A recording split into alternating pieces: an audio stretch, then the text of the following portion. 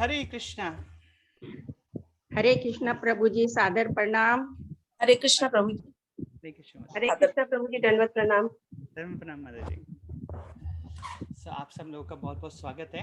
आप हमारे बहुत सिंसियर स्टूडेंट्स हैं जो हमेशा टाइम से आ जाते हैं। सरोजनी माता जी, थोड़ी सी आवाज तेज कर दीजिए प्रभु जी। अच्छा, आवाज में थोड़ा तेज कर देता हूँ। Okay, here we go. मेरा माइक को मैंने फुल कर दिया।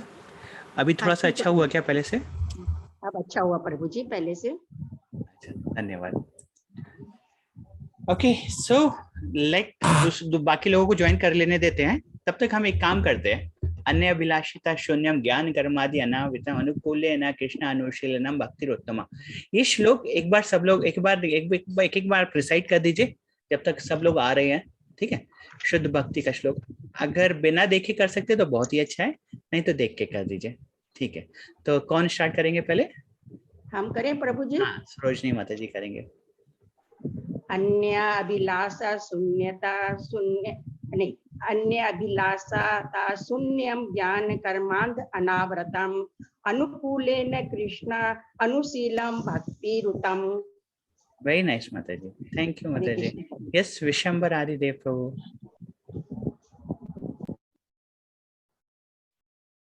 हरे कृष्ण प्रभु, सादर प्रणाम। सादर प्रणाम प्रभु जी। जी प्रभु जी। अन्य अभिलाषिता शून्यम ज्ञान कर्मादि अनावृतम अनुकूलेन कृष्णानुशीलनम भक्तिरुत्तमा। बहुत अच्छा प्रभु जी। आपका हमने सुना था, बहुत अच्छे से आपने रिप्रेजेंट दिया, बहुत ही nice, very nice, thank you प्रभु। इंद्रा माता जी, आप ट्राई करेंगे?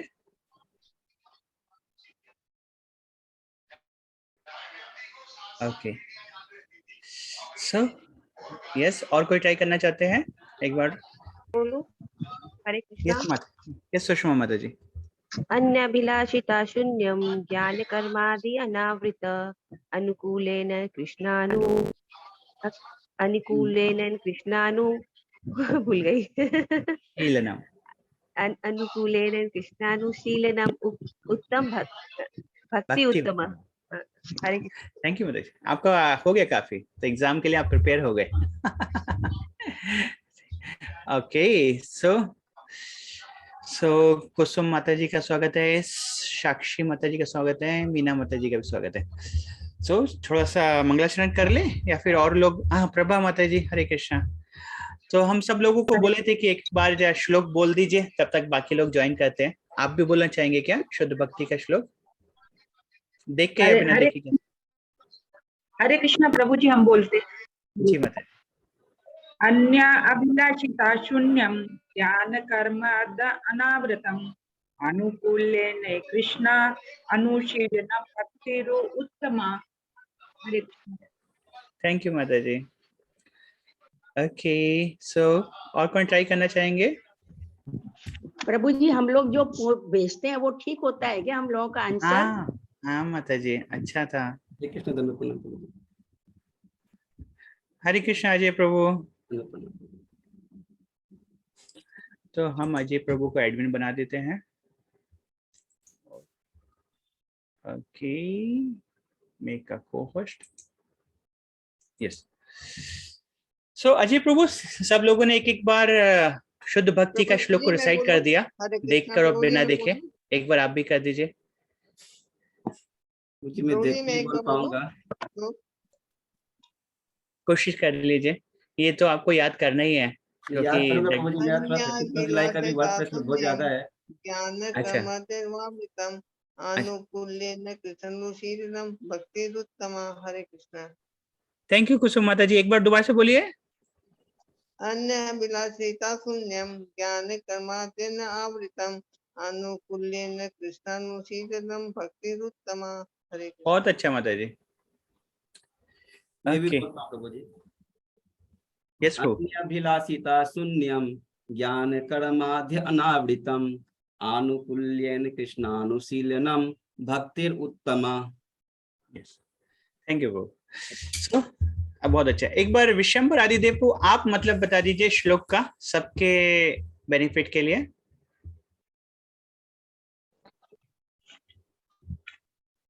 म्यूट है पूजी, आप अनम्यूट कर लीजिए।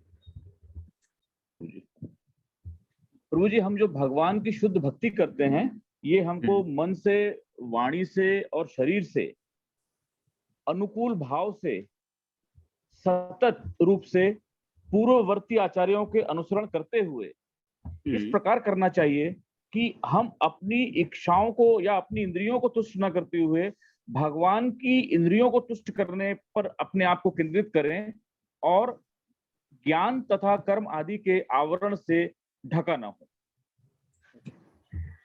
अन्य अभिलाषिता शून्य भी आ गया ना आपके में? अपनी इंद्रियों के भोग के लिए नहीं?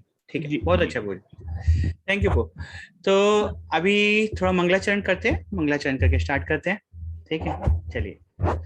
ओम ज्ञानाधिमिदन्दस्य ज्ञानाञ्जना शलाकया चक्षुरुन्मिलितं येन तस्मै श्री गुरुवे नमः। श्री चैतन्य मनोभीष्टं स्थापितं येन भूतले स्वयं रूपा कदा मह्यं ददाति स्वपदान्तिकम्। वन्देऽहं श्रीयुतपदकमलं श्रीगुरुं वैष्णवांश्च श्रीरूपं साग्रजातं सहगणा रघुनाथान्वितं तं सजीवं साद्वैतं सावधूतं परिजनसहितं श्रीकृष्ण चैतन्यदेवं श्रीराधा कृष्णपादान् सहगणा ललिता श्रीविशाखान्वितं च। नमः ओं विष्णुपादाय कृष्णपृष्ठाय भूतले श्रीमते भक्तिवेदांता स्वामीति नामिने। नमस्ते सरस्वते देवे गौरवाणी प्रचारिणे निर्विशेष शून्यवादी पाश्चात्यदेशतारिणे। नमो महावदन्याय कृष्ण प्रेम पदायते कृष्णाय कृष्ण चैतन्य नामिने गौरतिशे नमः। हे कृष्णा करुणा सिंधु दीनबंधु जगतपते गोपेश गोपीकांता राधा कांता नमस्ते। तप्त कांचन गौरंगी श्री राधे वृंदावनेश्वरी विश्वभानुसुते देवी प्रणमामि हरिप्रिय। नीलाचल निवासाय नित्याय परमात्मने बलभद्र सुभद्राभ्यां जगन्नाथाय ते नमः। वंशकल्पतरुभ्यश्च कृपा सिन्धुभ्येव च पतितानां पावनेभ्यो वैष्णवेभ्यो नमो नमः।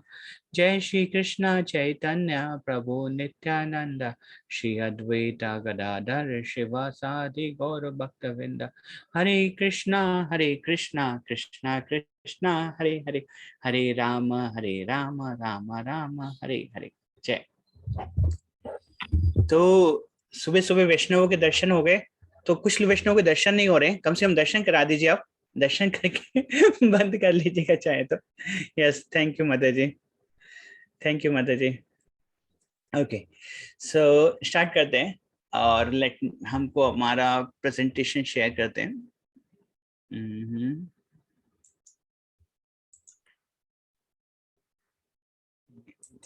प्रभु जी, जो आपने पीपीटी दिया था ना, वो इंग्लिश में था, हमको बिल्कुल समझ में नहीं आया, कुछ भी नहीं समझ में आया प्रभु जी। अच्छा, अभी इस बार आज का हमने थोड़ा हिंदी में ज्यादा बनाया है, कोशिश करेंगे कन्वर्ट करने का माता जी।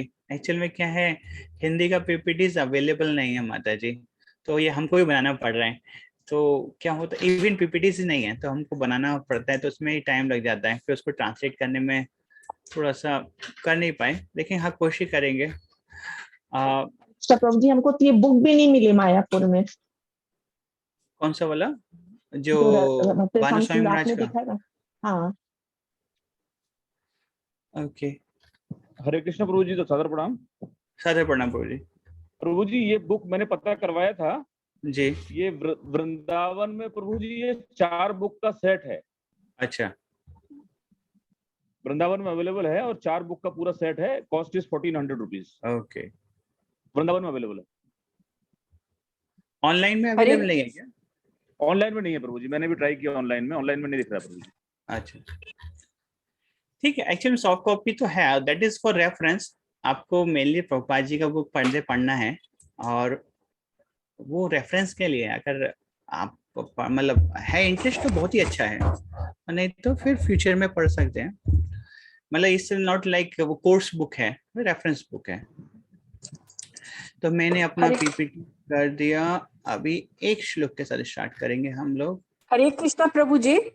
हरे कृष्णा माता जी। प्रभु जी, आपने जो भेजा था वो क्या भेजा था प्रभु जी? कौन सा? आपने जो भेजा था ना, वो पीपीटी क्या भेजा था जो इंग्लिश में था, वो था क्या एक्चुअली? जो हमने गूगल ड्राइव पर लिंक शेयर किया था। हाँ हाँ हाँ। अच्छा, गूगल ड्राइव के लिंक में जो हमने आपको बुक्स दिया है वो बुक्स है और पावर पॉइंट है वहां पर। क्या है वो? बुक्स है, जो एक तो शिला प्रभुपाद जी का नेक्टर ऑफ डिवोशन हिंदी में है, और वहां पर भानु महाराज का एक बुक है जिसमें जीव गोस्वामी और विश्वनाथ चक्रवर्ती ठाकुर की कमेंट्री है, वो वाला बुक है, और पावर पॉइंट है। जो पावर पॉइंट प्रेजेंटेशन जो हम लोग यूज कर रहे हैं वो फाइल था। ये जो फाइल हम लोग आपको स्क्रीन पे देख रहे हो ना, यही फाइल हमने शेयर किए थे वहां पर। पावर पॉइंट में क्या है प्रभु? पावर पॉइंट में क्या है, ये जो आप देख रहे हो ना, आपको स्क्रीन पे दिख रहा है ना, यही है पावर पॉइंट। प्रभु इंग्लिश में तो हम लोग को कुछ नहीं समझ में आता, इसलिए मैं पूछ रही हूँ इसमें है क्या। अच्छा अच्छा अच्छा, उसको मैं मेरा वो उसको मुझे हिंदी में ट्रांसलेट करना चाहिए, कोशिश करूंगा माता जी। उसमें जो हम लोग डिस्कस कर रहे हैं, जो आप वही वही जो हमने आपको स्लाइड्स दिखाया है, वो स्लाइड्स वहां पर है माता जी। अच्छा अच्छा अच्छा, ठीक है प्रभु जी, थैंक यू। थैंक यू माता जी, थैंक यू उषा माता जी। तो अभी हम लोग स्टार्ट करते हैं, और स्टार्ट करने में क्या हम लोग करने वाले हैं आज, वो थोड़ा सा बता देते हैं। तो पहले हम लोग लास्ट क्लास में हमने देखा था शुद्ध भक्ति के क्या लक्षण हैं। तो जो लोग शुद्ध भक्ति कर रहे हैं उनका क्या चेष्टा है, किस भाव से वो कर रहे हैं, क्या उनके मोटिव्स हैं, और इस तरीके से हमने एस्टेब्लिश किया कि शुद्ध भक्ति के क्या लक्षण हैं, वो हमने देखा। अभी हम दूसरे शास्त्रों के माध्यम से देखेंगे शुद्ध भक्ति की डेफिनेशन। ठीक है, तो ये श्लोक पढ़ते हैं। ठीक है, आप सब लोग अपने आप को अनम्यूट कर लीजिए और मेरे पीछे पीछे बोलने का कोशिश करिएगा। अनम्यूट कर लीजिए सब लोग। ओके। अन्य वांछा, अन्य वांछा, अन्य पूजा, अन्य पूजा, आदि ज्ञान कर्म, अनुकूले अनुकूले सर्वेन्द्रिये सर्वेन्द्रिये कृष्णानुशीलनम। कृष्णानुशीलनम। अभी साथ एक पूरा बोल देते हैं। अन्य वांछा, अन्य पूजा, छाड़ी ज्ञान कर्म, अनुकूले कृष्ण सर्वेन्द्रिये कृष्णानुशीलन। अन्य वांछा, अन्य पूजा, आदि ज्ञान कर्म, अनुकूल्ये सर्वेन्द्रिये कृष्णानुशीलनम। शीलन ही है, सॉरी मैं गलत बोला था, शीलनम बोल दिया। तो ये जो श्लोक है, ये श्लोक कहाँ से है, कोई बता सकते हैं? कोई गैस? ये प्रभु चैतन्य चरितामृत के माध्यम चैतन्य चरितामृत से ही है, और ये रूप शिक्षा से है, जो चैतन्य महाप्रभु ने रूप गोस्वामी को शिक्षा दिया, और उस शिक्षा के बाद उन्होंने भक्ति रसामृत सिंधु में लिखा वो श्लोक। तो देखिए क्या क्या, कैसे आपको वो ये श्लोक और उस श्लोक में क्या क्या सिमिलरिटी मिलेगा, आपको देखना है। अगले श्लोक भी पढ़ देते हैं। ए शुद्ध भक्ति एहा हैते प्रेम है, पंचरात्र भागवते ए लक्षण कहे। ऐ शुद्ध भक्ति यह हैते प्रेम है, यही शुद्ध भक्ति है, यह हैते प्रेम है, पंचरात्रे भागवते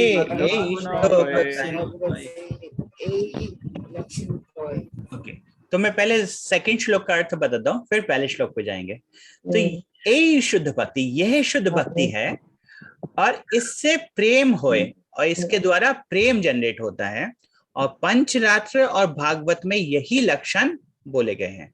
तो नारद पंचरात्र जो ग्रंथ है और श्रीमद् भागवतम में भक्ति के ये लक्षण बताए गए हैं। क्या क्या लक्षण बनाए हैं? चैतन्य महाप्रभु बोलते हैं कृष्णानुशीलन, वो तो शब्द वहीं पे भी था, यहाँ पे भी है।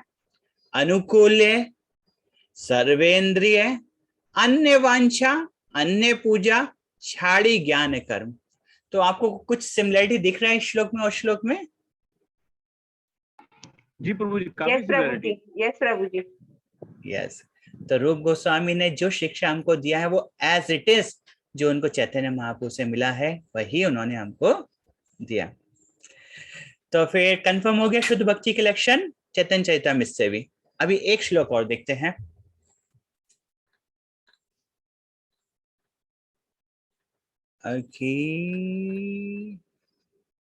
हाँ, ये श्लोक भी हमारा मेमोराइजेशन का श्लोक है। ठीक है, ये नारद पंचरात्र से रूप गोस्वामी कोट करते हैं। ठीक है, मैं पढ़ता हूँ, फिर आप सब लोग मेरे पीछे पीछे बोलने की कोशिश करिए। सर्व उपाधि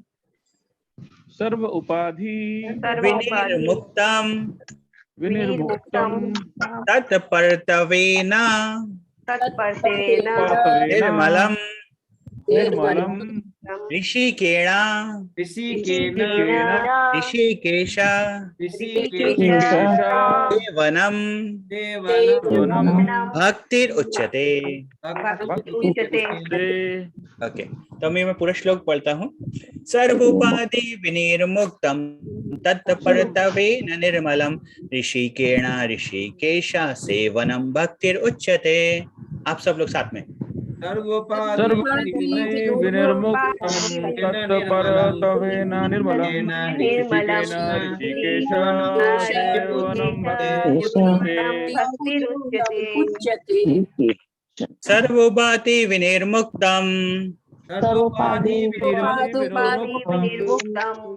सर्वोपाधि विनिर्मुक्तम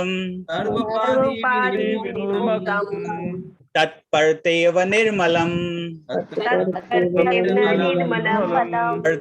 निर्मलम सर्वोपाधिर्विनिर्मुक्तं तत्पर्तवे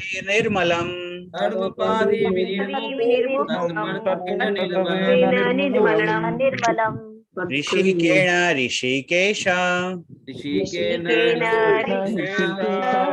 ऋषिकेण ऋषिकेश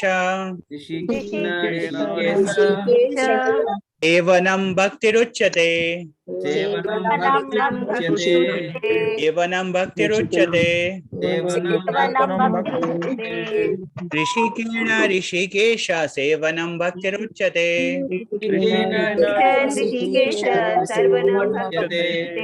ऋषिकेण ऋषिकेश सेवनं भक्तिरुच्यते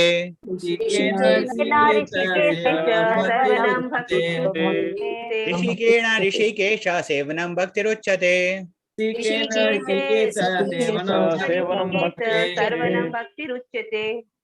थैंक यू। तो ये आपका मेमोराइजेशन श्लोक है। किसी को याद हो गया इतनी देर में? क्या कोई कोशिश करेंगे, प्रयास करेंगे? देख के बोल सकते हैं प्रभु जी। अच्छा, कुछ पार्ट जो आपको याद, एक शब्द बोल दीजिए बिना देखे, बिना देखे एक शब्द को बोल सकते हैं। प्रभु जी बोलूं, ऋषिकेश ऋषिकेश सेवनम भक्तिरुच्यते। हाथ खड़ा करेंगे तो समझ में आएगा कौन बोल रहे हैं। सब लोग एक साथ बोलेंगे तो समझ में। सेकंड पार्ट है प्रभु जी, सेकंड पार्ट याद हुआ। अच्छा ठीक है, अनीता माता जी आप बोलिए, अगर आप बिना देखे बोल सकते तो अच्छा है, बहुत ही। सर्वोपाधि विनिर्मुक्ता परित्वेन निर्मलम। निर्मलम। हाँ, आगे। ऋषि और बिना देखे नहीं बोलते। ऋषिकेश ऋषिकेश ऋषिकेन ऋषिकेश सेवनम भक्तिरुच्यते। सेवनम भक्तिरुच्यते। थैंक यू माता जी। यस, राधापति बंशीधारी प्रभु, हरे कृष्ण प्रभु, धन्यवाद प्रभु जी। सर्व उपाधि विनिर्मुक्तम तत्परतरेण निर्मलम ऋषिकेश ऋषिकेश ऋषिकेन सेव्यम भक्ति उच्यते। यहाँ पे दो शब्द है, ऋषिकेण ऋषिकेश। ऋषिकेश मतलब जो इंद्रियों के स्वामी है, और ऋषिकेण मतलब इंद्रियों के द्वारा इंद्रियों के स्वामी की सेवा भक्ति कहलाती है। ठीक है, ओके, थैंक यू। अच्छा, अर्चना माता जी और उषा माता जी। अर्चना माता जी ट्राई करिए।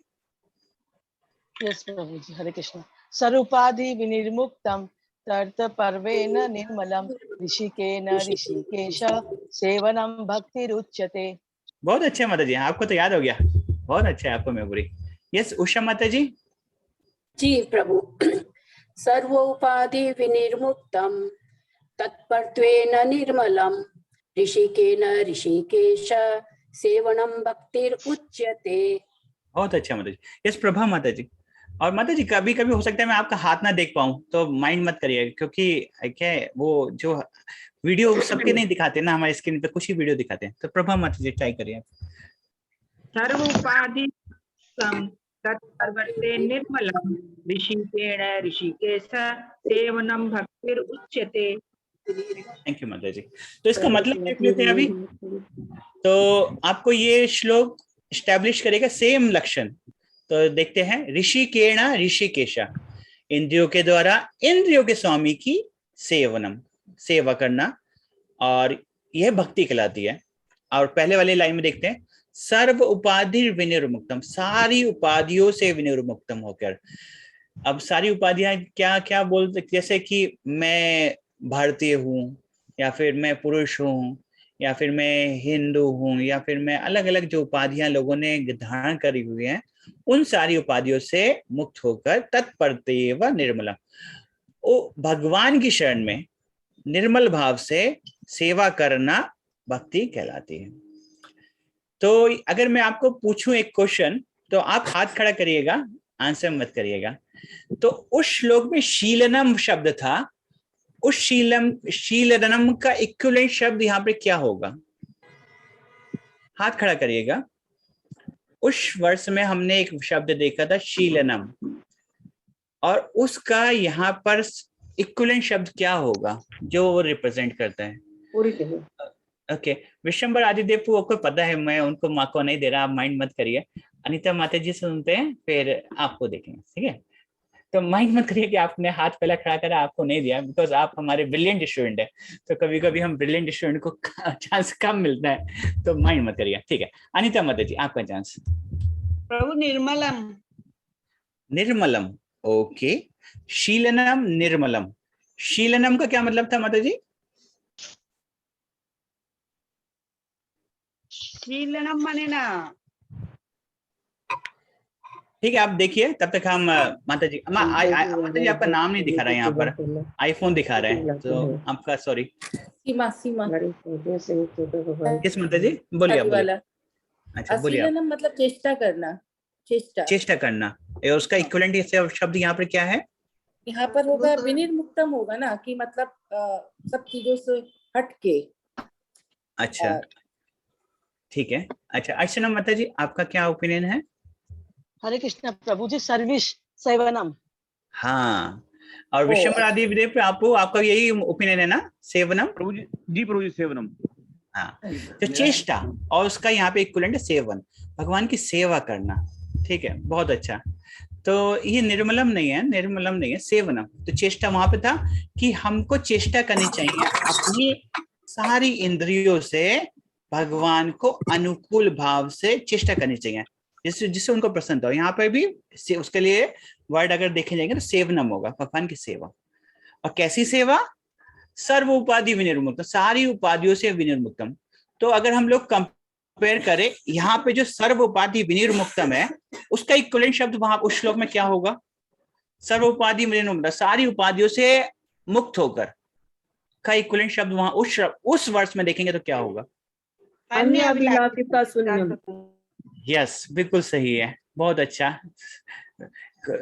अच्छा है। और कोशिश करिए हाथ खड़ा करेंगे तो अच्छा है, तो फिर हमको समझ में आता है कौन कौन हाथ खड़ा कर रहे हैं, ठीक है? तो बहुत अच्छा है, तो ये आपको क्लियर हो गया। तो हमने आपको नारद पंचरात्र से भक्ति के लक्षण भी दिखा दिए, चैतन्य चैतामृत से दिखा दिए, और जो डेफिनेशन था वो भी दिखा दिया। अभी एक और चीज था जो हम लोग पिछली बार डिस्कस कर रहे थे, उस डिस्कशन को थोड़ा सा और। हरे कृष्ण प्रभु जी, अभी जो ये भक्ति की बताई, ये कहाँ से लिया गया है प्रभु?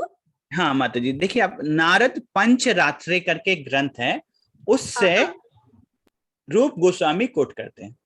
ये वाला जो अभी बताए वही क्या? हाँ, ये जो श्लोक है, और ये आपके जो हैंडबुक है उसमें भी आपको ये श्लोक मिलेगा। और ये जी ये है हम लोग के प्रभु जी, भक्ति रसामृत सिंधु के स्वर्ण श्लोक में है ये। हाँ, और ये हमको याद करने वाले श्लोक में है जो, हाँ जी, नेक्टर डिवोशन में हमको 4 ही श्लोक याद करने हैं, उसमें से ये पहले 2 श्लोक हमको याद करने हैं, जो कि शुद्ध भक्ति के लक्षण हमको बताते हैं, ठीक है? तो लास्ट टाइम हम लोग बात कर रहे थे कि हमारी भक्ति कौन सी कैटेगरी में आती है, याद है? तो आप लोगों ने वो एक्टिविटी किया था, और आप लोगों ने बोला कि भाई हम भक्ति तो कर रहे हैं, वो शुद्ध भक्ति है या नहीं है, ये हमको थोड़ा डाउट है। ऐसा ही डिस्कशन हुआ था ना, दोनों ग्रुप का, 2-3 ग्रुप थे, है ना?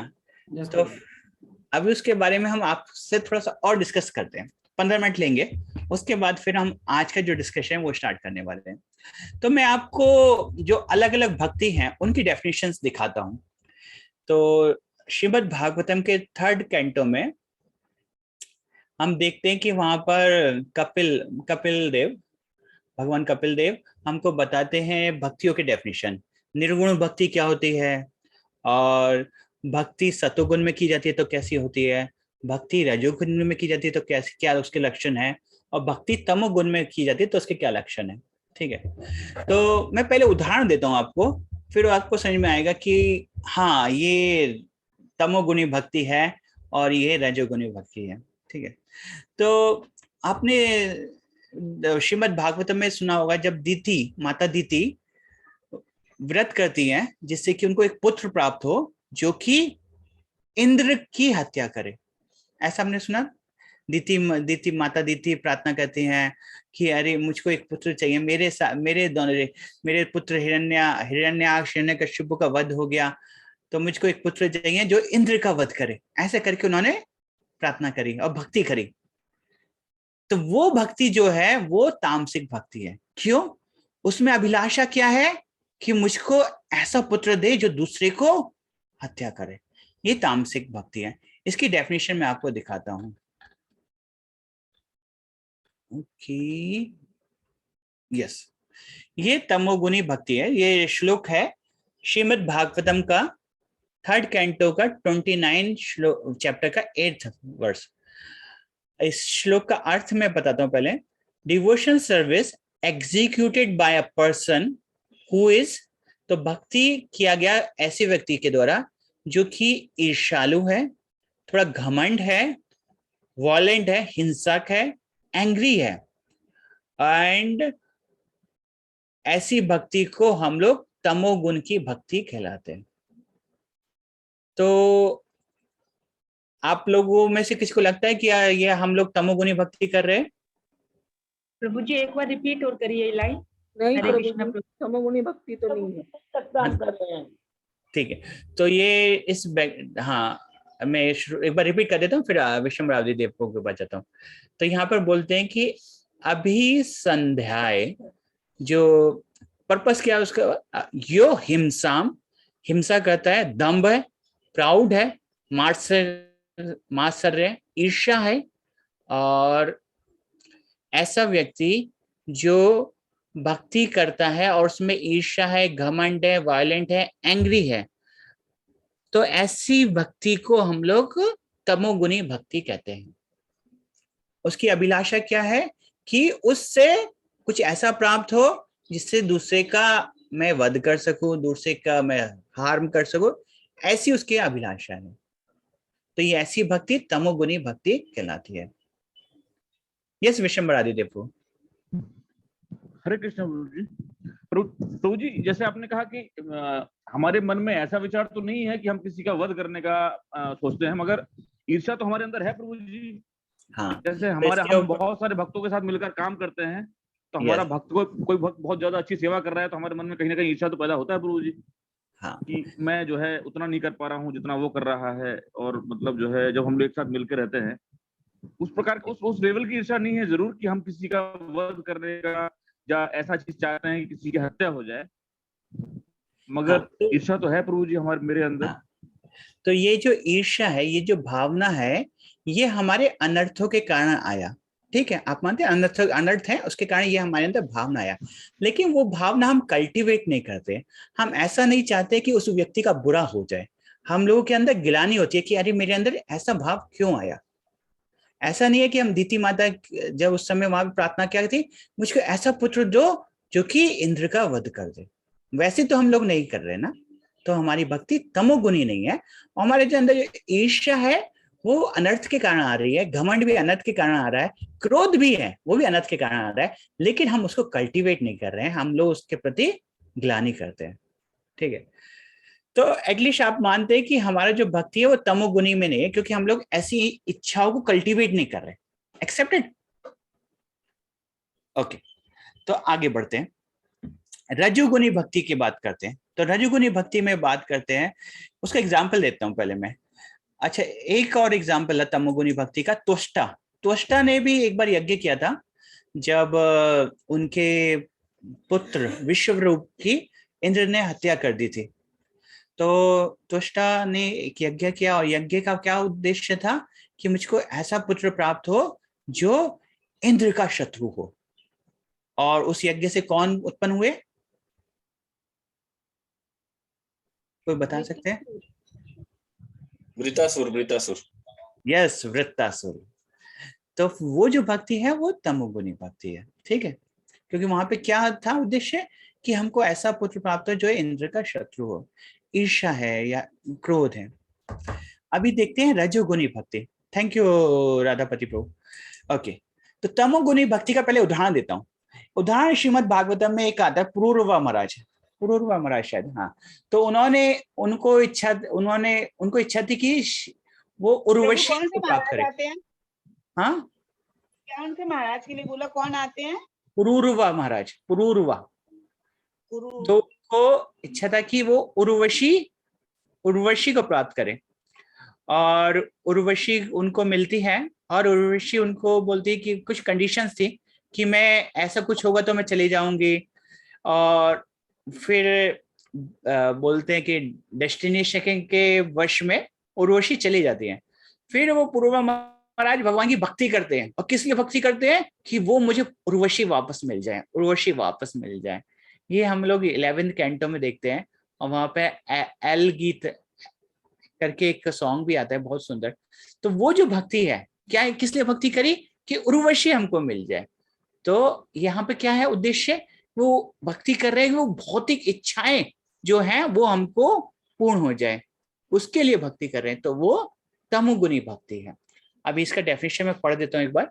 The worship of deities in the temple by separatist with the motive for material enjoyment. Motive क्या है यहाँ पर, भौतिक इच्छाओं की पूर्ति, नाम धन के लिए जो भक्ति कर रहे हैं वो उस समय जो है वो रजोगुणी भक्ति है।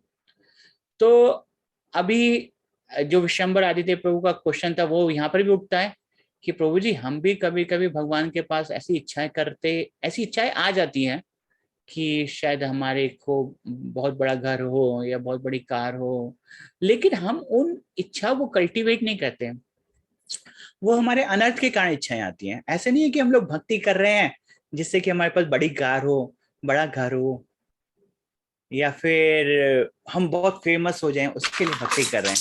हम लोग भक्ति किस लिए कर रहे हैं, भगवान की प्रसन्नता के लिए ही कर रहे हैं, गुरु के पचलों पर कर रहे हैं। तो किसी को डाउट है कि उनका भक्ति तमोगुणी भक्ति है? आशा करते कोई भी तमोगुणी भक्ति नहीं कर रहे। क्लियर है? हरे कृष्ण प्रभु जी। यस, बोलिए प्रभु जी। प्रभु जी, भक्ति यदि मैं इसलिए कर रहा हूँ कि मैं अपने आप को प्रसन्न करना चाहता हूँ।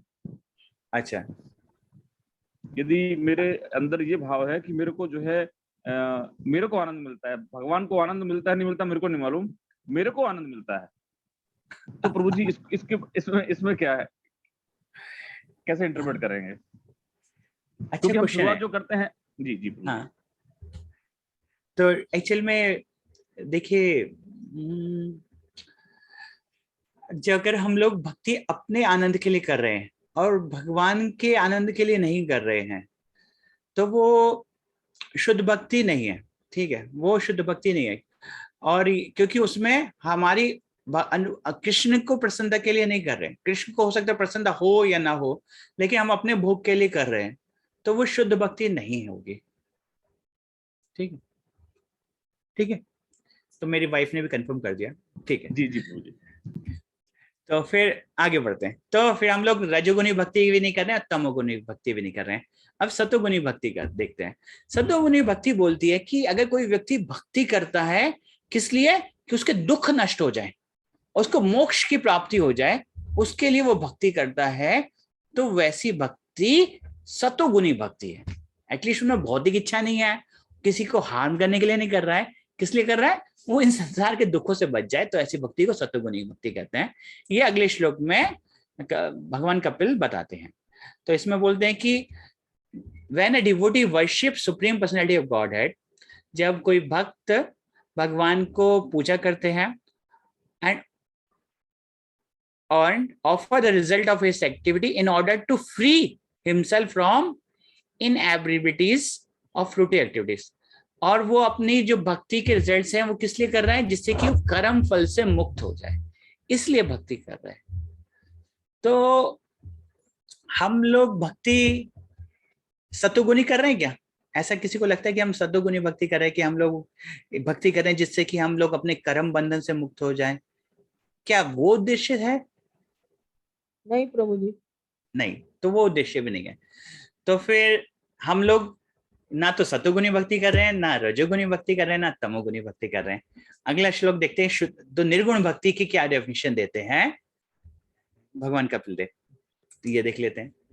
तो निर्गुण भक्ति की डेफिनेशन में बोलते हैं, मद गुण श्रुति मात्रेण मयि सर्वगुहाशय मनोगतिरविच्छिन्न यथा गंगाम सोमबुधे लक्षणं भक्ति योगस्य निर्गुणस्य हि उदाहृतम् अहेतुकी अव्यवहिता या भक्ति पुरुषोत्तमे। तो यहाँ पर बोलते हैं कि जो भक्ति निर्गुण भक्ति है उसके लक्षण के लिए बारे में बोलते हैं। और निर्गुण भक्ति कैसी है कि जैसे गंगा समुद्र के तरफ बहती चली जाती है, वैसे ही जब किसी की मन की गति भगवान के प्रति आश्रित है और भगवान के गुणों की श्रुति मात्र में वो आनंद ले रहा है, किस प्रकार से आनंद ले रहा है, किस तरह से उसकी तरफ भाग रहा है, जैसे गंगा समुद्र की तरफ धावती, उसी प्रकार से उसका मन उस भगवान में लगा हुआ है। तो ऐसी भक्ति को निर्गुण भक्ति बोलते हैं। तो यहाँ पर उसमें उसको कोई ऐसी इच्छा नहीं है कि किसी का दुख हो जाए, किसी को हार्म हो जाए, उसको कोई ऐसी इच्छा नहीं है कि मेरे को कुछ भौतिक इच्छाएं मिल जाएं, और ना ही वो अपने किसी अनर्थों से नहीं, अनर्थ नहीं बोल रहा हूँ, ना ही वो कर्म फल से मुक्त होना चाहता है। ठीक है, तो ऐसी भक्ति को निर्गुण भक्ति बोलते हैं। तो फिर आप बोलेंगे प्रभु जी कुछ कुछ तो लग रहा है कि हम लोग तमोगुणी नहीं है, रजोगुणी नहीं है, सतोगुणी है।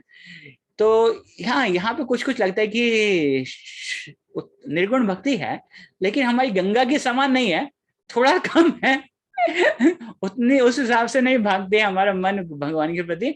लेकिन हाँ, हमने भी भगवान के गुण को श्रुति मात्र, भगवान के मद गुण श्रुति मात्र ना, भगवान के गुणों की को सुनने का प्रयास करते हैं, भगवान की लीलाओं को सुनने का प्रयास करते हैं, भगवान के प्रति समर्पित हैं, और हमारा मन थोड़ा थोड़ा भगवान के प्रति लगता है।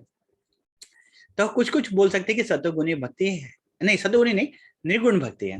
ठीक है, तो ये प्रभु जी, हरे कृष्णा प्रभु जी, मुझे लगता है हम लोग को सतोगुणी भक्ति भी है प्रभु जी, क्योंकि मोक्ष प्राप्त तो करना चाहते हैं कि हम लोग मोक्ष प्राप्त करके भगवान के धाम जाए, ये मेन मोटिव रहता है।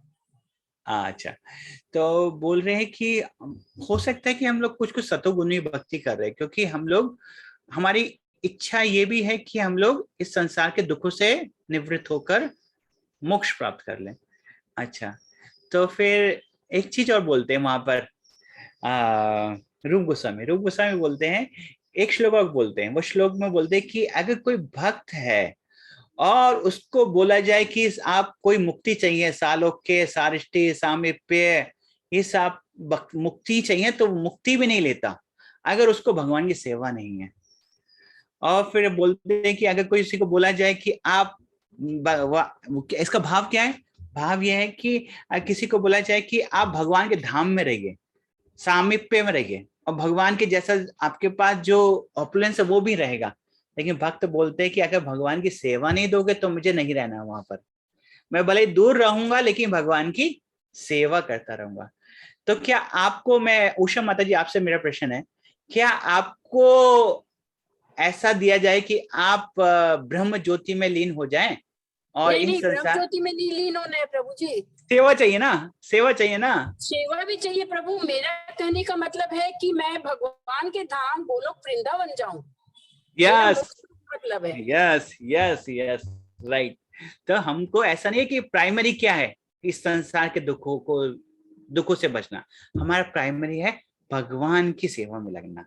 ठीक है, और अगर भगवान हमको अगर भगवान चाहे कि बेटा आप जाइए वहां पर जाकर प्रचार करिए, तो ठीक है, भगवान की जो इच्छा है ना, तो हम लोगों का क्या मोटिव है? भगवान की प्रसन्नता के लिए काम करें। तो इन श्लोकों को मैं दिखाया जिससे आपको समझ में आए कि आप लोगों की जो भक्ति है वो गुण भक्ति नहीं है, वो निर्गुण भक्ति में आती है। अभी एक और चीज बोलते हैं कि अरे प्रभु जी आप हमको ऊपर चढ़ा रहे हैं क्या?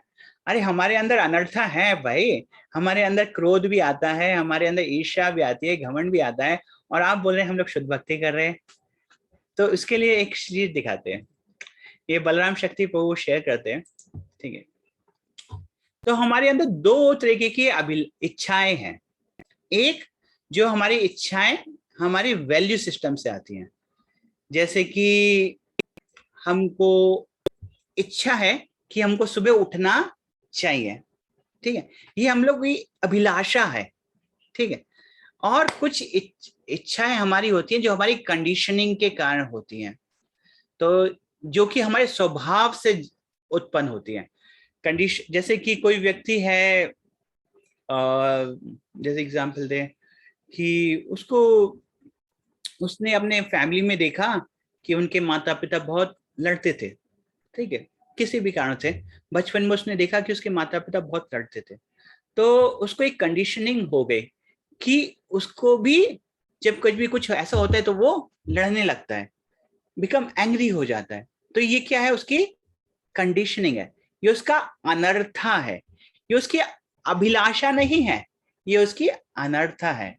और जो उसकी श्रद्धा से, जो उसके वैल्यू सिस्टम से जो इच्छाएं होती हैं वो उसकी अभिलाषाएं हैं, ठीक है। मैं ये आपको क्यों बता रहा हूं कि ऐसा हो सकता है कि व्यक्ति के अंदर अनर्था हो और वो शुद्ध भक्ति कर रहा है। ये इंपॉर्टेंट स्टेटमेंट है, आप ध्यान से सुनिए। ऐसा हो सकता है कि व्यक्ति के अंदर अनर्था हो और वो शुद्ध भक्ति कर रहा है।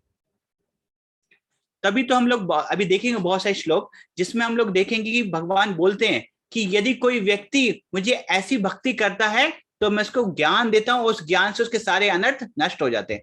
मतलब भगवान ने उसके अनर्थों को नष्ट किया और जब वो ऐसी भक्ति कर रहा था, ठीक है। तो ये दो पहले चीज हम लोग समझ लेते हैं कि हमारी जो इच्छाएं हैं वो दो कैटेगरी में पड़ती हैं।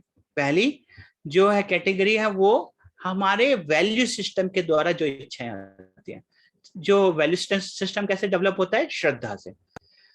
तो वैल्यू सिस्टम कि जैसे हम लोग किसको कितना वैल्यू देते हैं। जैसे हम लोगों की इच्छा है हम लोग रोज श्रीमद् भागवतम पढ़ें, या हमारी इच्छा है कि हम लोग सुबह सुबह उठ के 16 माला कर लें, या हमारी इच्छा है कि हम लोग भगवान के धाम के दर्शन के लिए जाएं हर साल, या हमारी इच्छा है कि हम लोग भक्तों की सेवा करें, भक्तों को प्रसाद खिलाएं। ये सारी हमारी वैल्यू सिस्टम से उत्पन्न इच्छाएं हैं, ये सारी अभिलाषाएं हैं। और अनर्थ क्या है? जो कि हमारे कंडीशनिंग के कारण कुछ अनर्थ है जिसको हम लोग चाहते नहीं है, जो जिसको उत्पन्न होने के पर हमारे अंदर गिलानी होती है, ठीक है। जैसे कि बोले कि क्रोध करके किसी व्यक्ति के अंदर क्रोध आता है, तो वो भक्त के अंदर मान लीजिए क्रोध आ रहा है, तो वो उसको ऐसे नहीं कल्टीवेट कर रहा है, उसको वो चाहता है कि ये खत्म हो जाए। काम की इच्छा है, वो चाहता नहीं कि उसको कल्टीवेट करे, उसको खत्म हो जाए। तो इस तरीके से हम लोग देखें कि दो तरीके की इच्छा है। तो हमारे अंदर जो अभिलाषाएं हैं वो अभिलाषाएं क्या हैं?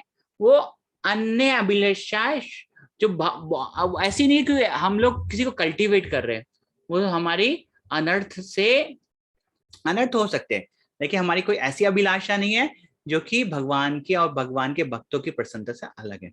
यस अविशम बढ़ा दीजिए आपको। प्रभु जी ये सत्वगुणी भक्ति और निर्गुण भक्ति के लिए जो श्लोक कोट किया है प्रभु जी, ये कहाँ से लिया है प्रभु जी? प्रभु जी श्रीमद् भागवतम के 3rd कैंटो के 29 चैप्टर के वर्स 8, 9, 10, 11 है। इसके बाद वाला प्रभु जी स्लाइड दिखाइए, उसमें रेफरेंस नहीं है प्रभु जी। हाँ ये 9 है और ये वर्स 10 है प्रभु जी, और ये शायद वर्स 11 है। यस 11, 12। ठीक प्रभु जी, प्रभु जी थैंक यू प्रभु जी। ठीक है, ओके। तो मैं आपको कुछ उदाहरण भी देता हूँ शास्त्रों से, जिससे आपको समझ में आएगा कि हाँ कि भगवान भक्तों के जो अनर्थ हैं उनको नष्ट करते हैं जब वो शुद्ध भक्ति कर रहे हैं। तो कि मैं आपको ये श्लोक दिखाता हूँ। ये आपने श्लोक शायद याद भी किया होगा आपके भागवत गीता के एग्जाम के समय। तेषां सतत युक्तानां भजतां प्रीति पूर्वकम ददाति बुद्धि योगम तम येन माम उपयान्ति ते। तो यहाँ पर बोल रहे हैं, कोई बता सकते हैं श्लोक का अर्थ क्या है? प्रभु जी मैं बोलूं प्रभु जी। ओके, रत्नांगी माता जी आप बोलिए।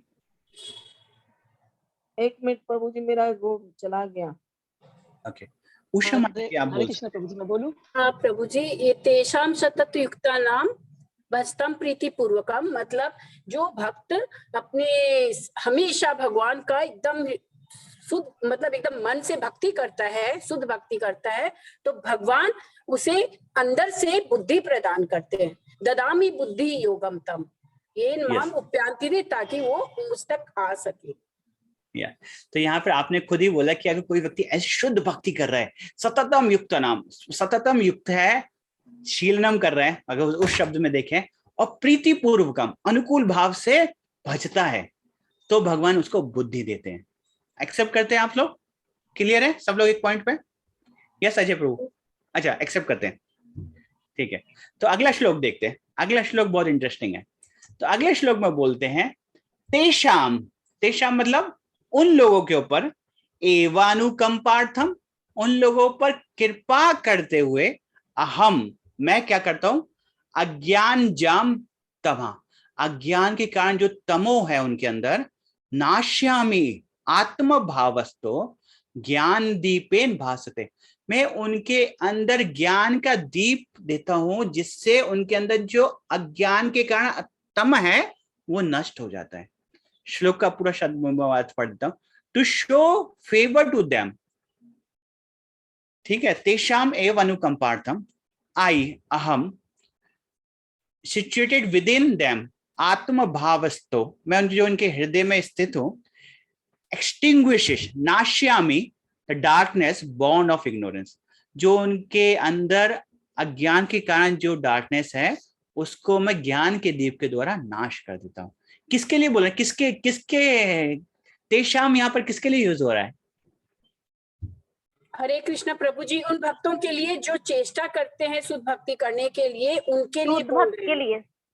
यस, जो प्रीवियस श्लोक में हमने देखा, जो लोग सततम युक्ता नाम है, जो प्रीति पूर्वकम भजताम, उन लोगों के अंदर क्या मतलब अज्ञान तम, अज्ञान जम तम है। हाँ, उनके अंदर भी अनर्थ हो सकते हैं।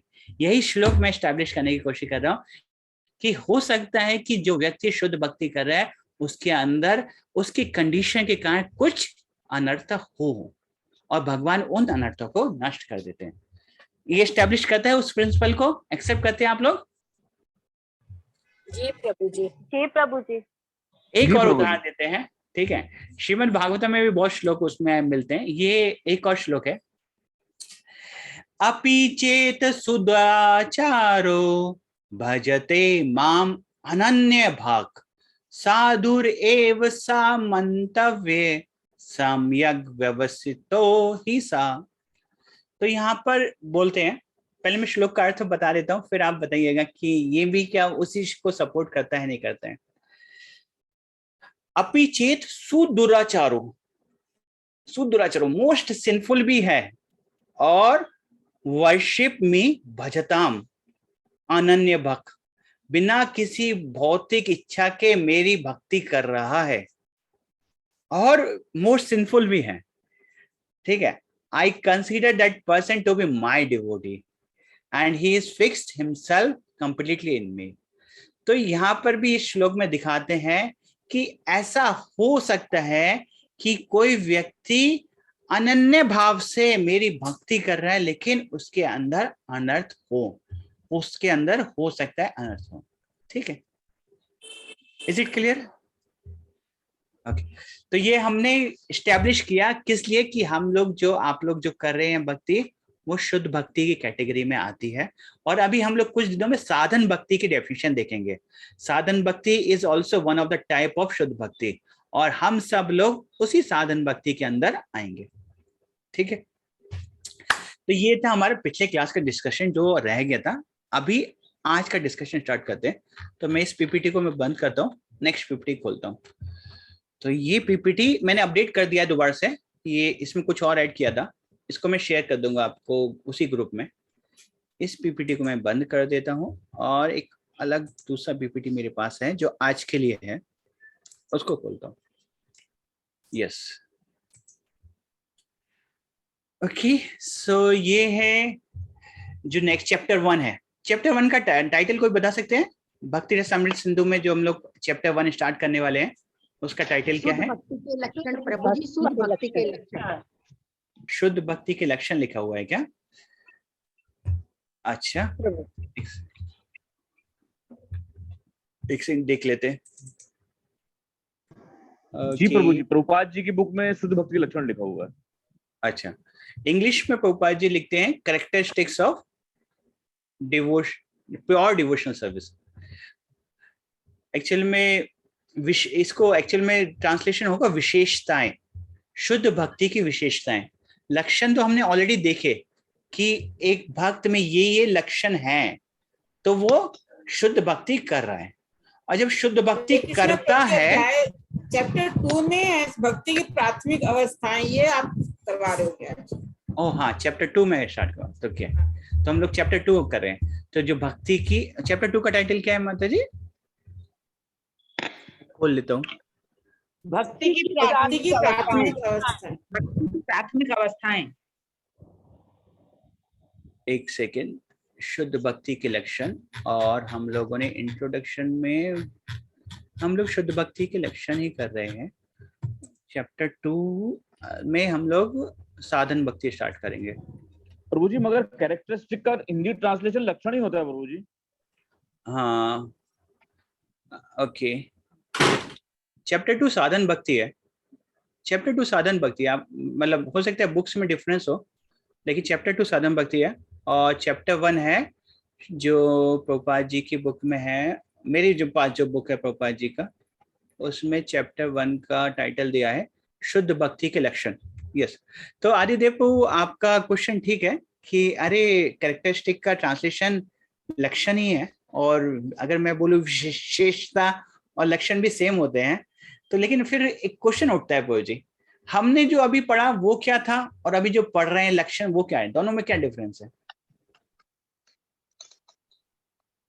प्रभु जी, वो एप्लीकेशन पार्ट है कि हम लोग अब शुद्ध भक्ति जब करेंगे तो किस किस माध्यम से हम करेंगे इसको। जैसे अच्छा। उसमें हम जो है तुलसी को जल देना है, हमको अर्चा विग्रह को प्रणाम करना है, मतलब उसमें जैसे अलग अलग स्टेप करके बताया हुआ है हमको क्या करना है क्या नहीं करना, डूज एंड डोंट्स। हाँ, उसमें साधक के क्या क्या भाव है, साधक का क्या मूड होना चाहिए, उसके ऊपर बात किया गया। और यहाँ पर हम लोग क्या बात करेंगे, जब साधक ऐसी भक्ति करेगा तो उसमें क्या गुण उत्पन्न होते हैं, उससे क्या उसका रिजल्ट्स मिलते हैं, वो उसके बारे में बात करेंगे। ठीक है, ओके। तो ओके, सो आगे बढ़ते हैं। ओके, यस, तो ओके, यस, ये है इसको। तो ये श्लोक पहले पढ़ते हैं। ये श्लोक हमारे मेमोराइजेशन श्लोक में नहीं है, लेकिन एक क्वेश्चन आता है जो लगभग हर साल आता, पूछा जाता है कि भक्ति के जो 6 कैरेक्टरिस्टिक्स हैं उनको लिखिए संस्कृत के शब्दों के साथ, है ना? एक क्वेश्चन आता है ना ऐसा। हाँ, तो फिर ये श्लोक हम लोग पढ़ते हैं और इस श्लोक में हम लोगों के भक्ति के 6 कैरेक्टरिस्टिक्स के बारे में बोला गया है, भक्ति की 6 विशेषताओं के बारे में बोला गया है। तो मैं पहले पढ़ता हूं, आप मेरे साथ साथ पढ़े, हमारे पीछे पीछे बोलिएगा, ठीक है? कलेशाग्नि शुभदा मोक्ष लघुताकृत सुदुर्लभा तांद्र आनंद विशेषात्मा श्री कृष्ण आकर्षणी चासा कलेशाग्नि शुभदा क्लेशाग्नि शुभदा क्लेशाग्नि शुभदा मोक्ष लघुता कृत सुदुर्लभा मोक्ष लघुता कृत सुदुर्लभा सांद्र आनंद विशेषात्मा सांद्र आनंद विशेषात्मा सांद्रानंद विशेषात्मा श्री कृष्णाकर्षणी च सा श्री कृष्णाकर्षणी सा चा सा। हाँ, तो मैं पहले इस शब्दों को एक बार मतलब भी बता देता हूँ, अर्थ भी बता देता हूँ, जिससे कि फिर आपको याद करने में और आसानी रहेगी। कलेशाघ्नि, तो भक्ति जो इस कलेशों को अघन, कलेशों को नाश कर देती है, ये भक्ति की एक विशेषता है कि वो कलेशों को नाश कर देती है। शुभदा, जो शुभ को प्रदान करती है। मोक्ष लघुता कृत, तो इसमें आगे देखे जाए तो क्या क्या शब्द होते हैं? यस प्रभु जी 3 वर्ड। यस 3, कौन कौन से माता जी? मोक्ष लघुता आकृत। यस, तो भक्ति जो है वो मोक्ष को लघु कर देती है। मतलब भक्ति के सामने जो मोक्ष सब है ना, वो कोई चाहता नहीं है। भक्ति मोक्ष को बहुत तुच्छ बना देती है। ठीक है। सुदुर्लभा, सुदुर्लभा मतलब ये जो भक्ति है बहुत रेयर है। सांद्र आनंद विशेषात्मा, अच्छा सांद्र, इसमें भी क्या कितने शब्द मिलते हैं? कोई और माता जी? उषा माता जी तो बोलते हैं, और कोई माता जी? एक्चुअली देखिए, हमको उषा माता जी से एक चीज सीखने का जरूरत है। माता जी एक्टिव रहते हैं बहुत, और वो अनम्यूट ही रखते हैं अपने आप को, और जैसे उनको मौका मिलता है तो वो वेट नहीं करते म्यूट करने का, अनम्यूट करने का, बोल देते हैं। 4 वर्ड्स है प्रभु, इसमें 4 वर्ड्स है। बोलिए माता जी, अर्चना माता जी। सांद्र आनंद विशेष आत्मा। यस, सांद्र आनंद विशेष आत्मा। सांद्र का मतलब क्या होता है? हम लोगों ने अगर बचपन में हिंदी मीडियम में पढ़ते थे, तनु अम्ल और सांद्र अम्ल। सांद्र, किसी को पता है हिंदी में सांद्र का शब्द? कॉन्सेंट्रेटेड प्रभु जी। Yes, concentrated acid, concentrated. तो कंसंट्रेटेड आनंद, जो भक्ति है वो क्या है? कंसंट्रेटेड आनंद है। कंडेंस, हिंदी में वर्ड यूज कीजिए ना। ओके, कंसंट्रेटेड सांद्र हिंदी का शब्द, उसको उसका मतलब समझाने के लिए मुझे इंग्लिश का शब्द यूज करना पड़ गया। सॉरी। सांद्र का मतलब होता है कंसंट्रेटेड। अब कंसंट्रेटेड का क्या मतलब होता है? सांद्र।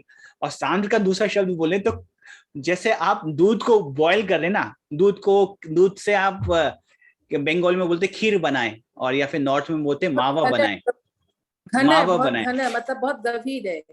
हाँ, क्या है? बहुत घना, गंभीर, घना। हाँ, तो जो भक्ति है वो बहुत ही घना आनंद देने वाली है। ठीक है, दिव्य आनंद हो सकता है प्रभु जी, दिव्य आनंद। हाँ, दिव्य आनंद बोल सकते हैं। ठीक है, ओके, आगे देखते हैं। श्री कृष्ण आकर्षणी, और भगवान श्री कृष्ण को भी आकर्षित कर लेती है भक्ति। ठीक है, तो ये 6 गुण है। अभी इस श्लोक को दोबारा से रिसाइट करते हैं, जिससे कि आपको ये 6 गुण याद हो जाए, क्योंकि हमको श्लोक, ये क्वेश्चन याद भी करना है। ठीक है। कलेशाग्नि शुभदा मोक्ष लघुता कृत सुदुर्लभा सांद्र आनंद विशेषात्मा श्री कृष्णाकर्षणी च सा।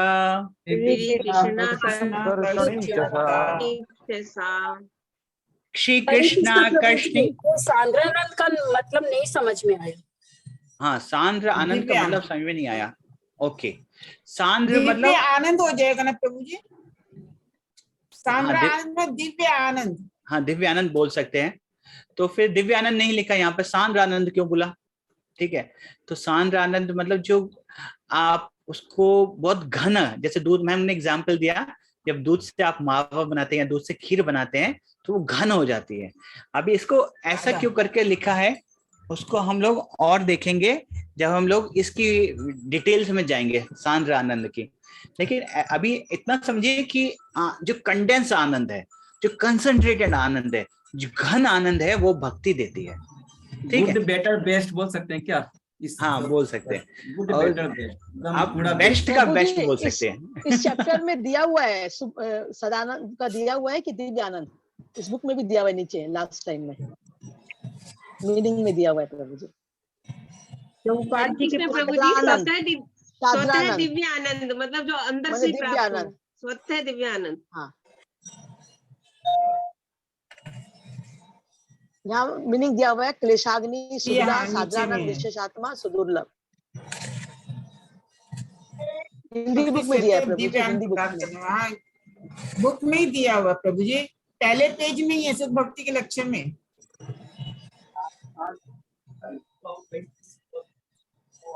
छह लक्षण दिए हैं।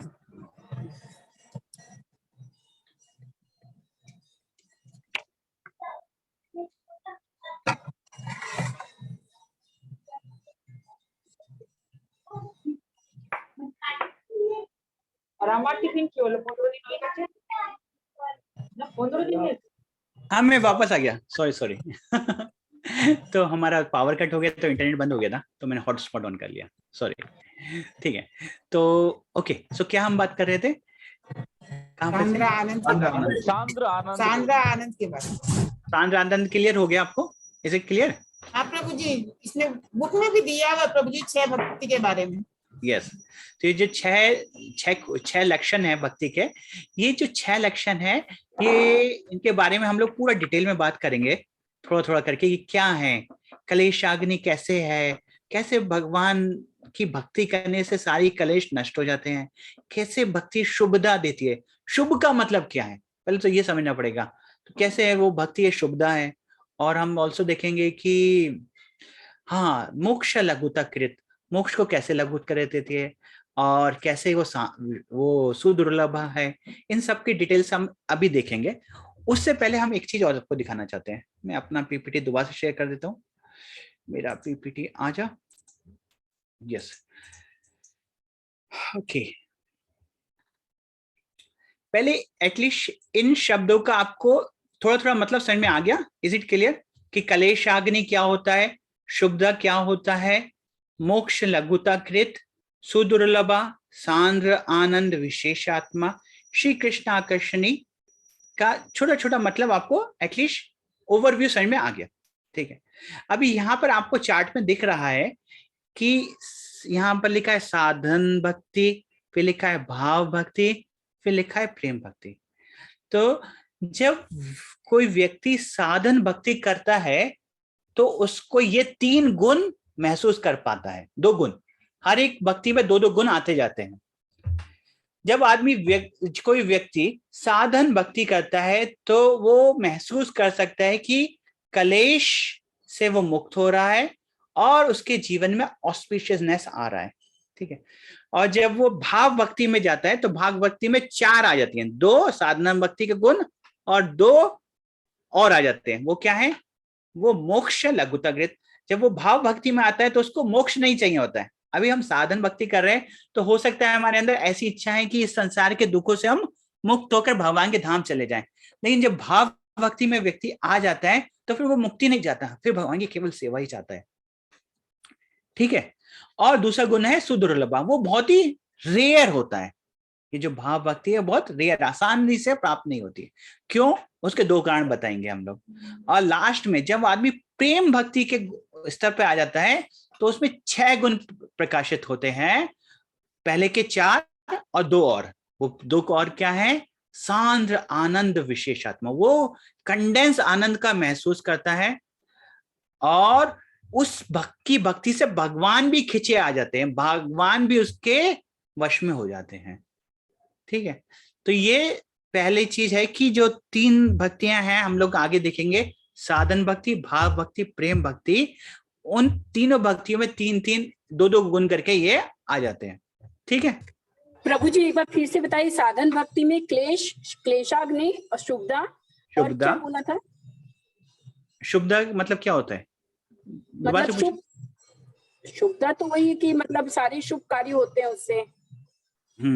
कल्याण का शुभारंभ। कल्याण का शुभारंभ। यस, तो उससे फिर क्या है ना, सुविधा होने से मतलब जब व्यक्ति क्लेश रहित हो जाता है ना, तो वो दुखी नहीं होता है, और उसके साथ जो भी होता है अच्छा या बुरा वो सहन करता है। इसका मतलब शुभ का यही मतलब होता है। हाँ, शुभदा का मतलब हम डिटेल में देखेंगे अभी, एक एक शब्द का व्याख्या करते हैं रूप गोस्वामी। और प्रभु जी भक्ति साधना में क्लेशाग्नि, शुभदा और क्या बोला? साधन भक्ति में 2 ही बोला। अच्छा, भाव भक्ति में सुदुर्लभम और मोक्ष लघुतकृत। आपको ये पीपीटी दिख रहा है क्या मेरा? मैंने शेयर किया क्या? Is it visible? ओके, आप अगर स्क्रीन पे भी देखिए। अच्छा ठीक है, मैं आपको बोलता हूँ, कोई चिंता बात नहीं है। और भाव भक्ति में 2 और आते हैं, एक है मोक्ष। एक्चुअल में जो आप श्लोक देखेंगे ना, श्लोक में जो हम लोग, ये श्लोक था, अच्छा ये श्लोक तो हिंदी में आप देख पाएंगे। कलेशाग्नि शुभदा, ये पहले 2 गुण हैं, ये साधन भक्ति में आ जाते हैं। और उसके बाद के जो हैं ये मोक्ष लघुताकृत और सुदुर्लभा, जब भाव भक्ति के स्तर पर पहुंचता है ये, तो ये 2 और 2 जो साधन भक्ति गुण है वो उसके अंदर आ जाते हैं। और जब व्यक्ति प्रेम भक्ति के स्तर पर पहुंचता है तो सांद्र आनंद विशेष आत्मा और श्री कृष्ण आकर्षणी भी आ जाते हैं। ठीक है, थैंक यू। ठीक है, अभी हम लोग बात करते हैं इन सारे के बारे में। तो यहाँ पर एक एक्टिविटी आता है, ठीक है। तो सबसे पहले कलेशाग्नि देखते हैं। तो अगर आपको हम पूछे कि कलेश क्या होता है, कभी कभी बोलते कलेश मत करो भाई, कलेश मतलब क्या होता है? झगड़ा करना प्रभु जी। झगड़ा करना, एक से लड़ाई झगड़ा, कुछ विद्वेष, ये सब अशांति, लड़ाई झगड़ा, ये सफरिंग, दुख, ये सब कलेश के लिए हम लोग बोल सकते हैं। तो ये भक्ति करने से ये सब डिस्ट्रॉय हो जाते हैं, ये सब खत्म कर देते हैं। भक्ति जो है वो इन सबको नष्ट करने वाली है।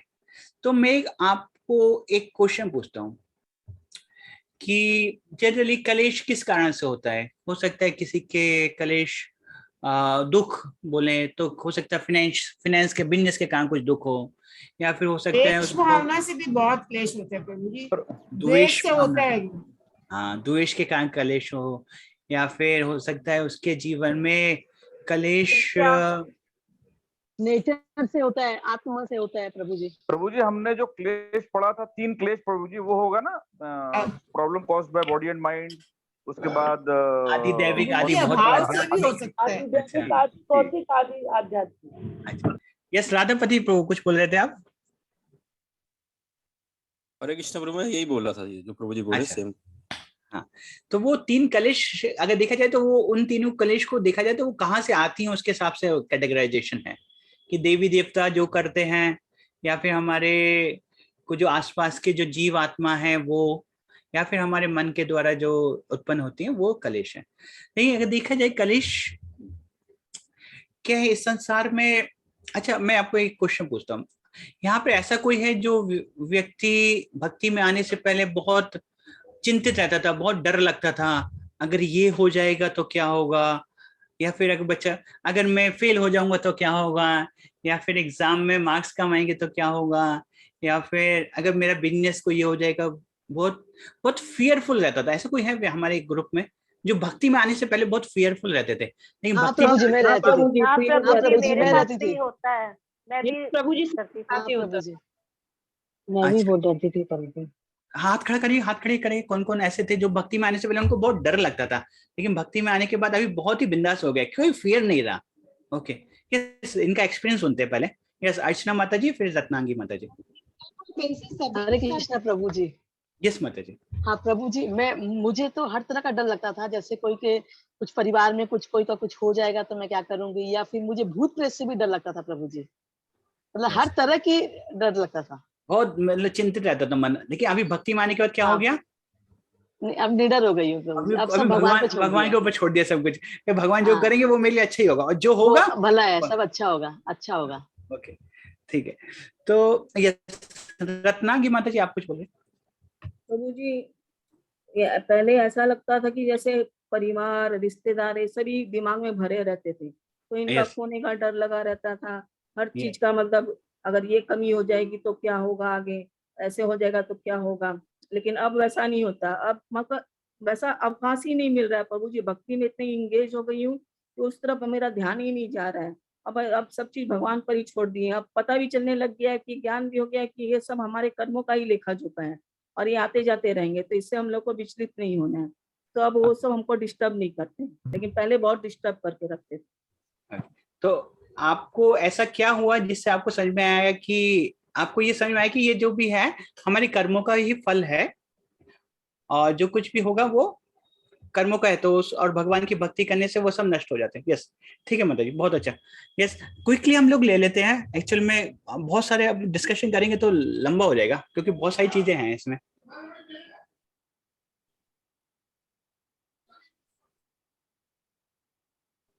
हाँ, सॉरी, ओके, तो ओके आगे देख लेते हैं। यस पहले सुन लेते हैं फिर। यस डिम्पल माता जी।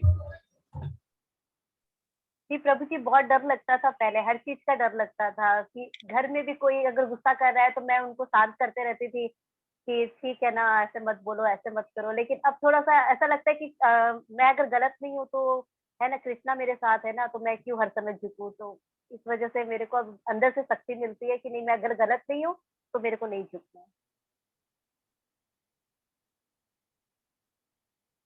यस सीमा माता जी। प्रभु जी मैं गलत हूँ क्या? ठीक है, बहुत अच्छा माता जी। हरे कृष्णा प्रभु जी। डर तो देखिए सबके मन में रहता है, किसी के ज्यादा कम। तो मेरे को भी था, जैसे बड़ों घर पे बड़े हैं, कुछ भी कर रहे हैं, भगवान का भी काम कर रहे हैं, तो उसमें भी हमको लगता है परमिशन लेना है।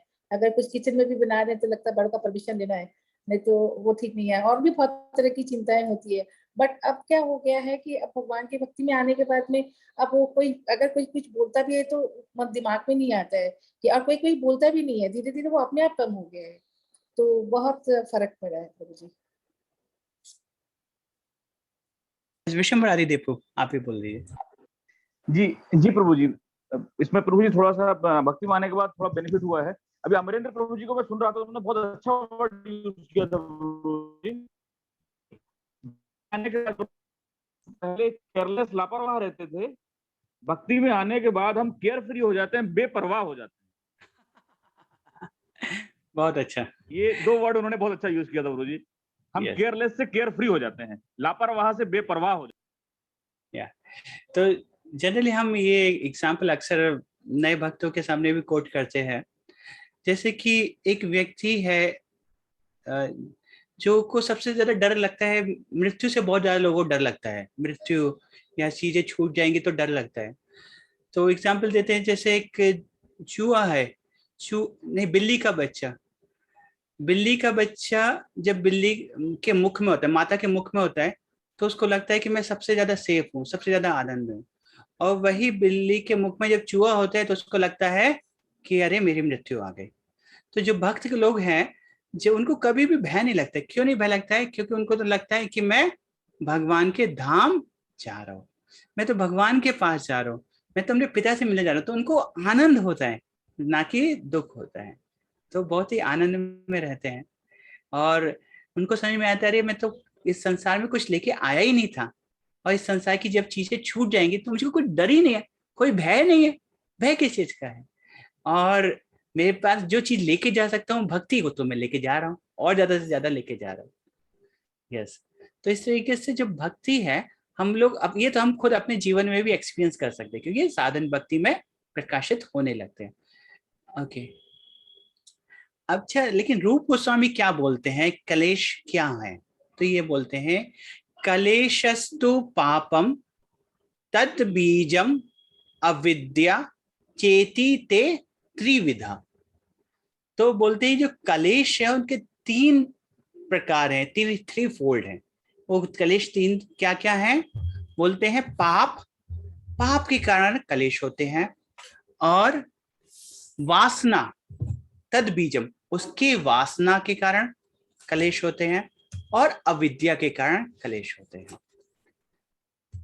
क्या क्या 3 बोले गए? पापम, पाप की वासना, और अविद्या। पाप की वासना और अविद्या, इन 3 कारणों से कलेश होती है। प्रभु जी यहाँ पर आप बीजम का मतलब वासना से बतला रहे हैं ना? बीजम, हाँ, बीजम को मैं वासना से बोल रहा हूँ। और मैं विशेष करके बीजम शब्द को नहीं यूज कर रहा हूँ। ठीक है प्रभु जी।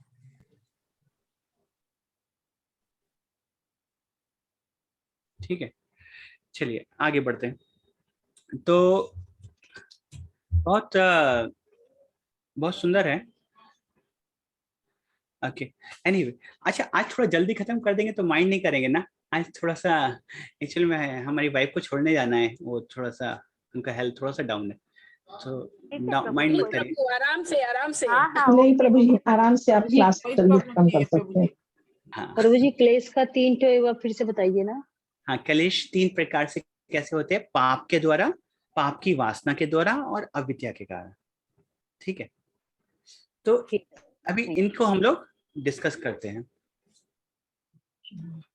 हाँ, मैं आपको छोड़ के आ जाऊंगा स्टेशन, मैं बोल दिया। ठीक है, तो अभी क्विकली हम लोग बात करते हैं। और पाप जो है वो 2 प्रकार के पाप है, प्रारब्ध और अप्रारब्ध। ये मेरे पीपीटी में भी है, मैं आपको दिखाता हूँ। अच्छा, पाप की वासना, अविद्या, ये हमने देख लिया। ओके, अभी आगे बढ़ते हैं। यस, जो पाप हैं वो 2 प्रकार के पाप बोलते हैं। पाप के कारण कलेश है। ठीक है, जो 2 प्रकार के पाप क्या है? प्रारब्ध और अप्रारब्ध। तो कैसे बोले कि जिसका कलेश का फल अभी आया नहीं है वो अप्रारब्ध है, या जो आरंभ नहीं हुए हैं, और जो आरंभ हो गए हैं वो प्रारब्ध हैं। जो प्रारंभ हो गए हैं वो प्रारब्ध हैं, जो अप्रारंभ हैं वो अप्रारब्ध है। Is it clear? कोई उदाहरण से बता सकते प्रभुपाद जी ने क्या? बताइए, अप्रारब्ध और प्रारब्ध। हाँ, जैसे कि कोई एग्जाम्पल प्रभुपाद जी देते हैं। प्रभुपाद जी एग्जाम्पल देते हैं, यदि कोई व्यक्ति है, यदि कोई व्यक्ति जिसने कोई क्राइम किया और पुलिस ने उसको अभी तक पकड़ा नहीं है, तो उसका जो पाप है वो क्या है? अप्रारब्ध है। मतलब उसने पाप कर दिया लेकिन उसको भविष्य में उसका फल मिलने वाला है। Is it clear? अब दूसरा प्रारब्ध क्या है? किसी व्यक्ति ने कुछ पाप किया और पुलिस ने उसको पकड़ के जेल में डाल दिया, अभी वो जेल में है, तो उसका जो पाप का फल है वो उस समय भोग रहा है, वो प्रारब्ध हो गया। बोलते हैं ना, हमारे प्रारब्धों के फल के कारण हम ऐसे हैं, या फिर हमको जो दुख है वो हमारे प्रारब्ध है, ऐसा बोलते हैं कभी कभी भक्त लोग। किसी ने सुना है? हाँ प्रभु जी, प्रभु जी हम खुद ही बोलते हैं ये बात। ये भी बोल सकते हैं, ये बात हमारे भी अपने में ही बोलते हैं। हमारे प्रारब्ध है कि हम वो जो दुख आ रहा है। यस प्रभु जी, प्रारब्ध में ये भी आ सकता है कि जैसे कोई जन्म से अंधा, लंगड़ा, लूला, पाहिज होता है, तो ये प्रारब्ध में आ सकते हैं। यस, ये प्रारब्ध में आते हैं। कोई व्यक्ति जन्म से बीमार हुआ, कुछ लंगड़ा हुआ या फिर कुरूप हुआ, और फिर इस जन्म में आया और कुछ लीगल केस में फंस गया, या फिर किस परिवार में जन्म हुआ, ये सब उसके प्रारब्ध के फल हैं। ठीक है, तो अभी हम लोग इसका बहुत सारे एग्जाम्पल देखेंगे कि कैसे भगवान की भक्ति करने से हमारे प्रारब्ध भी नष्ट हो जाते हैं और अप्रारब्ध भी नष्ट हो जाते हैं। तो इसको हम लोग नेक्स्ट क्लास में लेंगे, और नेक्स्ट क्लास में हम लोग ये बहुत ही डिटेल में डिस्कस करेंगे। ठीक है, तब तक आप लोग कोशिश करिएगा ये चैप्टर पढ़ लीजिए। ठीक है, आशा करते हैं आपको आनंद हुआ। हमको तो बहुत आनंद हुआ, भगवान आपके संग में भक्तों का संग हुआ। बहुत बहुत धन्यवाद प्रभु जी, बहुत अच्छा लग रहा है प्रभु जी। थैंक यू वेरी मच प्रभु जी। थैंक यू प्रभु जी, हरे कृष्णा। प्रभु जी, you have made subject very easy for us प्रभु जी। थैंक यू वेरी मच प्रभु जी। Thank you. बुक है उसमें से पढ़ सकते हैं। हरे कृष्णा प्रभु जी, जो हमारे पास बुक है प्रभुपाद जी की, उसमें से पढ़ सकते हैं। हाँ, एक्चुअली प्राइमरी बुक वही है, वही हमको फोकस करना है। ठीक है, हमने जो एग्जाम्पल कोट किया वहीं से कोट किया। और विषम राधेश्याम को बोलते हैं कि श्रीमद् भागवत में श्लोक आता है कि जब श्रोतागण बहुत सिंसियर होते हैं तो भगवान हृदय में से प्रेरणा देते हैं और कुछ निकलता है। तो ये आप लोग की सिंसियरिटी है कि हम जो कुछ बोल रहे हैं, आप लोगों की सिंसियरिटी है। Thank you. श्रील प्रभुपाद की जय। गुरु महाराज की जय। थैंक यू प्रभु जी। थैंक यू मदर जी। हरे कृष्ण प्रभु जी, सादर प्रणाम। प्रभु जी सादर